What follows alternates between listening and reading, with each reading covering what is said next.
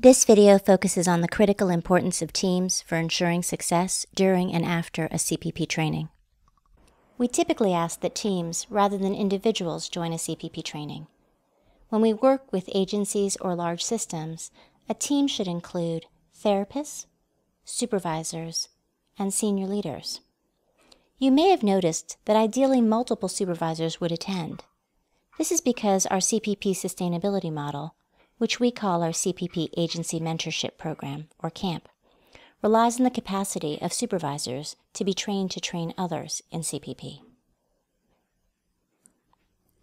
It is important to have people who provide direct clinical service attend the Learning Collaborative. They can help us understand whether CPP is a good fit for your client population, their needs, and your current agency policies and practices. Supervisors are the backbone of the team. They provide reflective supervision and they coordinate the team's learning. They support the team in gaining foundational knowledge, such as knowledge of early childhood development, and they help the team develop core skills, such as the capacity to screen for trauma in a relational way. They also think with team members about how hearing traumatic experiences affect them, and they think about how the agency may need to shift in terms of policy and practices to support the team and their capacity to do CPP. And as we mentioned before, supervisors are critical to the sustainability of CPP within the agency. Senior leaders are defined as individuals who can affect agency-level changes. They can help align agency and CPP policies and practices, and they can support the team in thinking about how to bill for CPP, given the agency's current funding sources. We typically welcome senior leaders to participate in any aspect of a learning collaborative that they're able to. Ideally, they would attend Learning Session 1 so that they understand CPP, and of course, any senior leader calls that are held for this LC. Now, we've talked about why we value teams, but we understand that in many areas, there are few practitioners, and services to families in need may be provided by private practitioners. In these situations, we welcome private practitioners to a CPP-LC, provided that they're licensed and that they form teams and agree to partner and meet together for the duration of the CPP-LC. When they meet, they would be thinking about the families they're seeing and the CPP model. And ideally, they would meet once a week, but at a minimum, twice a month is required.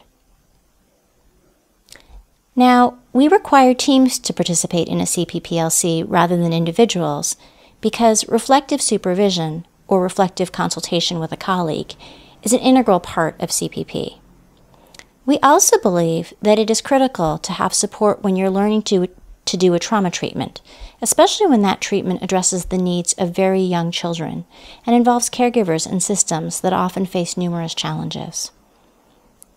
Team support is important to prevent and address vicarious traumatization and to develop a culture of self-care and team care. We also all have blind spots or growing edges.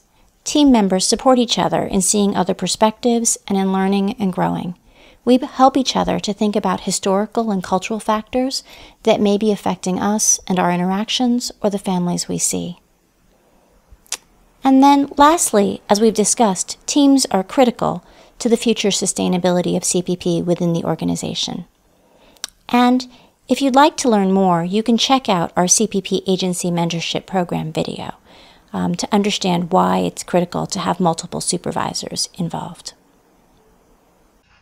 In terms of criteria for team members, clinical team members must be master's or doctoral level psychotherapists with a degree in a mental health discipline. Some trainers may accept MFT interns, other interns, and postdoctoral students, but they're not eligible for the roster until they're licensed. This training is not considered intensive enough for students, such as practicum students and psychology interns.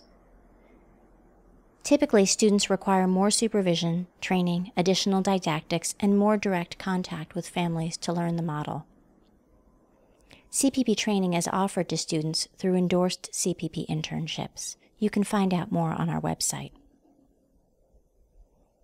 If there are unlicensed team members, they must be supervised by a licensed team member who is participating in the Learning Collaborative or who's already completed an implementation level training in CPP. Should that supervisor leave the agency or end their participation in the Learning Collaborative, arrangements must be made to have a non-licensed staff person supervised by a licensed supervisor who has been or is being trained in CPP. Now, on occasion, there are no available licensed supervisors within an agency, and in that case, there are two options for continuing. Option 1, a licensed supervisor who has not yet been trained in CPP may serve as the supervisor of record. At a minimum, we would like the supervisor to participate in CPP consult calls with the supervisee so as to become aware of the model and understand how CPP may be influencing the supervisee's clinical work. The new supervisor would not be eligible for the CPP roster unless this person completed a full implementation level course. And unless specific exceptions have been made in consultation with the trainer and the CPP development team, participation in consult calls is not counted towards an implementation level course until after the person attends the initial CPP didactic training. Another option, if there is no licensed supervisor who knows CPP in the agency, is that the agency could contract separately with a licensed clinical supervisor who's trained in CPP, who resides within that state, and who is willing to provide clinical supervision and serve as the supervisor of record. The next video focuses on the core training components of a CPP Learning Collaborative.